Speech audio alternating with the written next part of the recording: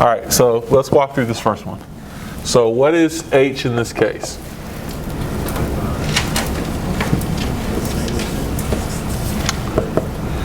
Is it -2? Or positive 2?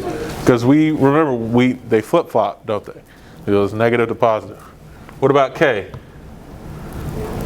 -3 and r 5.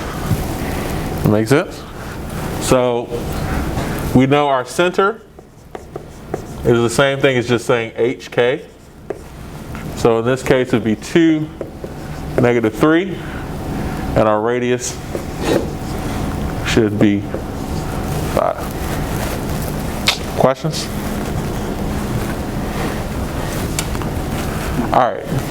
Now what should we do first in part B? Yeah, let's get rid of those 2's. Let's just get rid of that. So how can we get rid of them?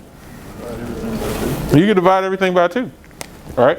So if I divide this by 2, divide this by 2, divide this by 2, make sure you divide everything by 2, right? That'll completely change the entire problem, won't it?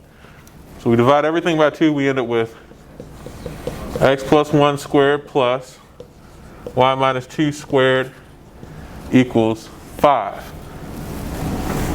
5. Not k, but 5. So now what we can do is we can say, okay, we got x plus 1 squared plus y minus 2 squared. Our h value is what? -1. Our k value is positive 2. And our r value is the square root of 5. Don't let that trip you up, guys. It's always going to be square root of. It's not going to work if it's not.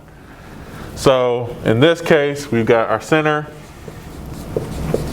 is -1, 2 with the radius root 5. Questions?